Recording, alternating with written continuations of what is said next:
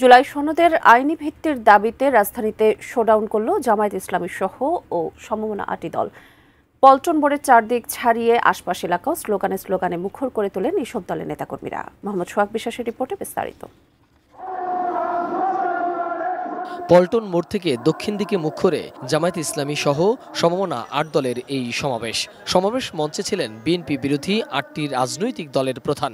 জুলাই জাতীয় সনদের আইনি ভিত্তি, জাতীয় নির্বাচনের আগে গণভোট সহ ৫ দফা দাবি তাদের। রাজধানীর পুরনো পল্টন মোড় থেকে নাইট অ্যাঙ্গেল মোড়, পশ্চিমে জাতীয় প্রেস ক্লাব ছাড়িয়ে হাইকোর্ট এলাকা, দক্ষিণে জিরো পয়েন্ট আর মতিঝিল লোকারণ্য হয়ে যায় পুরো এলাকা। আজকে দিল্লির ষড়যন্ত্রে আগামী ১৩ তারিখে শাটডাউনের নামে নতুন নাশকতার পরিকল্পনা করা হচ্ছে।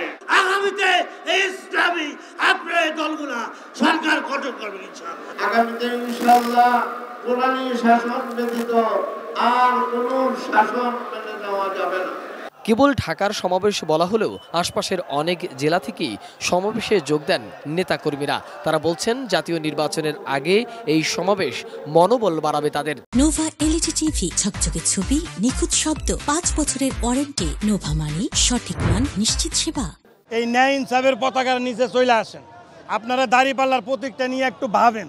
সেই নতুন বাংলাদেশ আমাদের গড়ে তুলতে হলে আমাদের এই গণভোট দিয়ে এই জুলাই সনদকে আইনি ভিত্তি দিতে হবে। এরপরে ফেব্রুয়ারিতে জাতীয় নির্বাচনের ব্যবস্থা করতে হবে।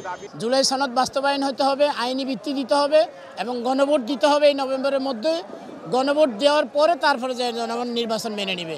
সরকার জুলাই সনদের আইনি ভিত্তি না দিলে রাজপথে ছাড়তে নারাজ ৮ দলের কর্মী সমর্থকরাও।